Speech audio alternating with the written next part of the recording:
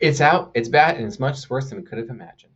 I'm Joshua Lisec, the only certified ghostwriter and hypnotist in the world. What does that mean? That means being certified by the highest governing bodies in both professions means that I ghostwrite books that hypnotize readers into taking action. And I wish that I could have written a book to hypnotize all of you to avoid the chaos, the despair, Prince Harry's memoir. I was just subjecting myself, unfortunately, to this audiobook excerpt in which he describes in detail, let's say, buttering his corn cob. We'll put it that way. The book overall is so rough, so cringe, so unbelievable that its only saving grace is the fact that it was written by a novelist. This J.R. character here. Don't know much about him other than the fact that he's a professional novelist is what his shtick is. And here he is liking a diss of his client's book. So here's this character calling it a whinge fest, I think, the book, and it's so bad that it's happened. They're putting a half price deal on it to try to sell more copies. Apparently, it's struggling, and of course, the ghostwriter of the book likes the diss of it. It's rough. It's rough all around. It did not have to be this way. A few months ago, I described how it could have been done different. How it could have been done different. So Prince Harry, instead of putting himself to shame, being an international embarrassment, it could have been so much differently. It could have been so different. So the ghostwriter here, this JR character,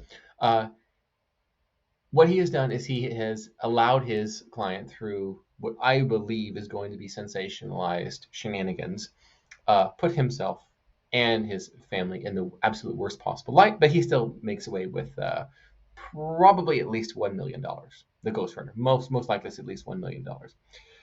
They could have sold 1 million books without doing that. They could have given the royal family honor while still telling the truth, and explained step by step how they could have done that in this thread from a few months ago. It ought to have been positioning, instead of Harry as the weakling, instead of him as the wuss, instead of him as the victim, which is what it does, as a sort of beta. It's bad. It's bad. Now I don't even know how much of it's true, but it's just bad. They could have positioned him as a hero character, frankly, because it's fiction either way, right? That's every celebrity memoir is fiction. Roughly 80% of it is, let's say, based on a true story. Usually 20% of it is the facts are right, but the rest of it's just psh. And because that's, by the way, that's how celebrity memoirs are made. Typically, the ghostwriter will meet with the client twice. The celebrity memoir author, they'll meet with them usually twice, and they'll have a back and forth for a couple of hours total. And then the author, rather the ghostwriter, will then go and research everything that's public knowledge about the client, and then they make up all the rest. They make up all the rest. And that seems that that's pretty much what happened here.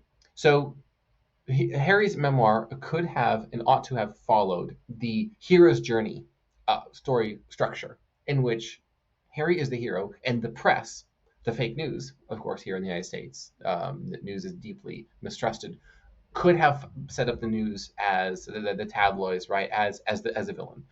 And I pointed out how, maybe making Meghan the villain, that's just that not appropriate, right? This is the mother of his children, as far as we know.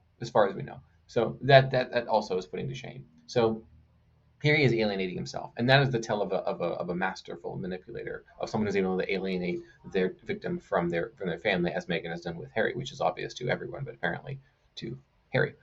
And if you look at his body language, it is apparent that he is a defeated soul.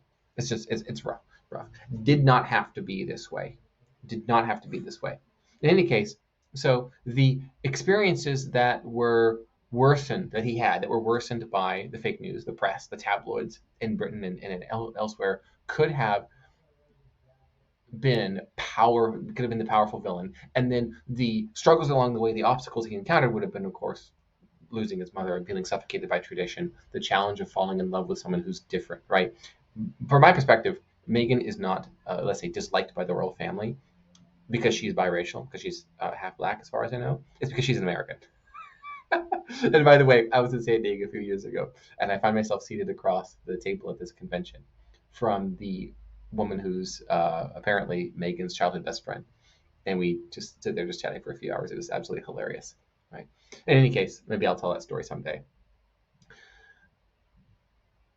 Yes, so it's a publicized hit job, right? That's just bad. And I go in this thread, and I can link it. I'll link it in the post below. The four different main obstacles, or as I call them, like villains, that could have come up as challenging him, as forcing him to become a sort of a noble character, or even a tragic hero, not just a tragedy, which is exactly what the book does. Look at me. I'm a victim. Here I am with my pile of cash, my pile of money, and absolute name recognition everywhere. And yeah, I'm the victim.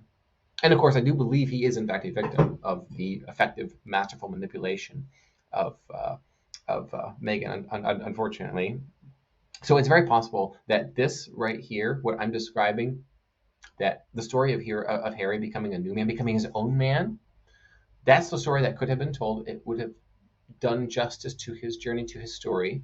We could have made stuff up. We could have made stuff up anyway if you wanted to, man. However, however, it would be becoming. It would be seemly. Right now, as it stands, Prince, Harry, and Meghan's their let's say their brand is unseemly. Their attacks of the royal family are unseemly. The claims put forward in the book, including death wishes on family members, apparently, from what I was reading in excerpts, it's all unseemly. It's all unseemly, and it's a shame. It's a shame. So anyway, check out this thread. See what you think on this. I think we could have done so much more justice to him and his story, and he could have in fact been an example for people who have been overlooked. For people who have been overlooked, he could have been the person for the archetypal hero almost for people who've been overlooked for the promotion, for people who did not get into their first college of choice, for people who didn't get all the praise from mommy and daddy, from all of the people who just fill in the blank, right? He could have been that person. Instead, it is, as this person described it, a whinge fest. The book is a whinge fest. With, again, its saving grace being that it was written by a novelist. And what do novelists write? Fiction.